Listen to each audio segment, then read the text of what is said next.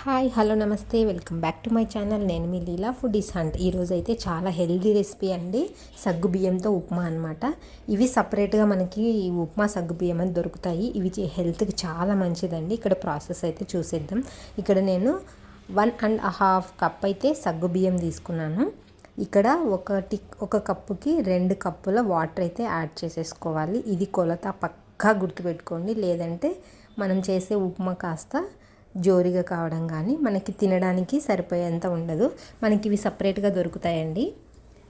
ఉప్మా సగ్గుబియ్యం అంటే మనకి దొరుకుతాయి. రెగ్యులర్గా మనం పాయసంలోకి యూజ్ చేసుకునే సగ్గుబియ్యం కాదు ఇది. ఇక్కడ ఫస్ట్ అయితే నేను 2 టేబుల్ స్పూన్స్ దాకా నెయ్యి అయితే తీసుకున్నాను. ఇందులోకి జీడిపప్పుని అయితే వేయించుకుంటున్నానండి. మీరు ఒకవేళ జీడిపప్పుని వేయించుకోకుండా కూడా తీసుకోవచ్చు, కానీ వేయించుకుంటే టేస్ట్ బాగుంటుంది. ఇదే నెయ్యిలోకి ఇంకొంచెం నూనె అయితే యాడ్ చేసేసుకొని ఇందులోకి పోపు దినుసులు, అలాగే కరివేపాకు, సన్నగా కట్ చేసుకున్నటువంటి ఆనియన్స్ని, వీటిని ఫస్ట్ దోరగా అయితే వేయించుకోవాలండి.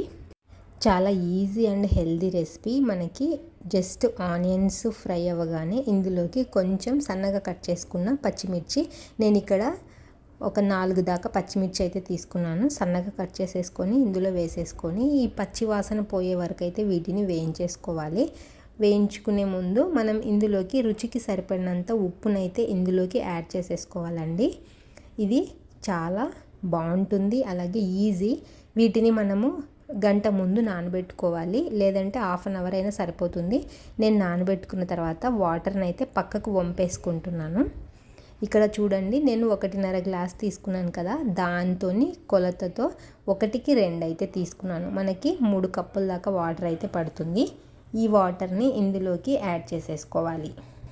ఇది బాగా మరిగేటప్పుడు మనం వేయించి పెట్టుకున్న జీడిపప్పుని ఇందులోకి వేసేసి, అలాగే కడిగి ఓడ్చి పెట్టుకున్నాం కదా సగ్గు బియ్యాన్ని, వాటిని అయితే ఇందులోకి వేసేసుకోవాలి. మీకు టైం లేకపోతే హాఫ్ అన్ అవర్ నానబెట్టుకున్న సరిపోతుంది. మీరు ప్రిపేర్ చేయాలనుకునే ముందు ఆనియన్స్ ఇవన్నీ కట్ చేసుకునే లోపు మనకు అవైతే నానిపోతాయి.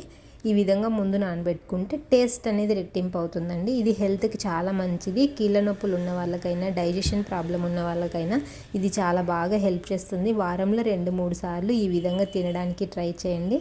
సగ్గుబియ్యం అనేది మనకి ఒంటికి చాలా మంచిది కదా.